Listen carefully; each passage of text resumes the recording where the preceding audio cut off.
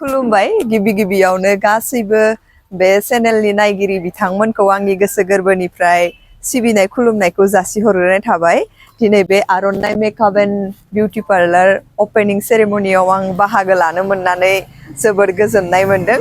गोथार खामानिखौ गावनि आखाइजों मावनो मोनोब्ला बयबो गोजोननाय मोनो। थिग बेफोरबायदिनो आंबो बे खामानिखौ मावनो मोननानै जोबोर गोजोननाय मोनदों।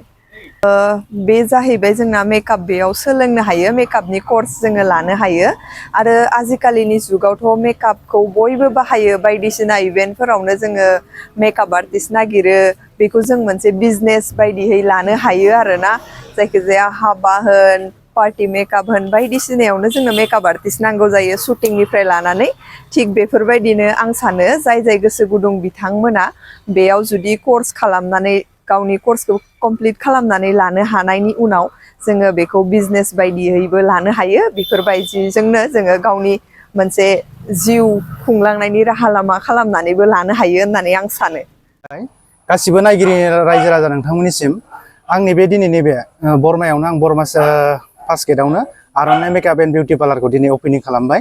बे आंनि मोनसे ब्रान्च आंना दंबावो हेड अफिसा तामुलपुराव। तामुलपुरजों लोगोसे ओजों गरायसरावबो दं गरायसर बागानपारा ओमफ्राय नै दिनै दा बेयाव 3 टाइम आं गोदानैनो आंनि ब्रान्च खुलिनाय जाबाय।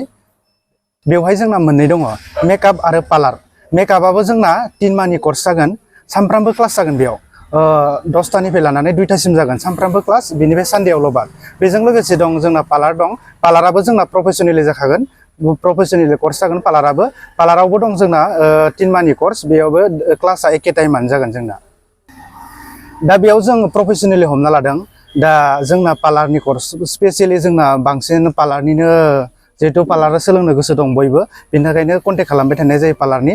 दा पार्लारखौनो एसे गोसो होनानै दा क्लासखौ बानायनाय जायो मानो होनबा एसे हेभि कर्स जायो पार्लारा जोंना थिउरिटिकेलि बुहुत थांनांगौ जायो जोङो जेरै प्रडाक्टनि नाम जेरै प्रडाक्टनि नलेजफोरखौ बेयाव होजोबनाय जागोन आरो दा जोङो हेभि कर्स होनोबा जोङो पार्लारखौनो हमना लानाय जायो। फिसआ जोङो दा गोदान जाबाय नालाय बे आंनि ब्रान्स बेयाव एसे अफार दं जोंना दा मेकआपनिखौ आं एसे ओरै हमना लादों दा मेकआपनिया नैबेयाव दा 3 मासजों जों टटेलि डाइरेक्ट हमना लादों 10,000 जागोन। बिनि उनाव जोङो पार्लाराथ' एसे प्रफेसनेल कर्स जायो नालाय बेनिफ्राय जोङो पार्लारनिखौ 20,000 होनना हमना लानाय जादों।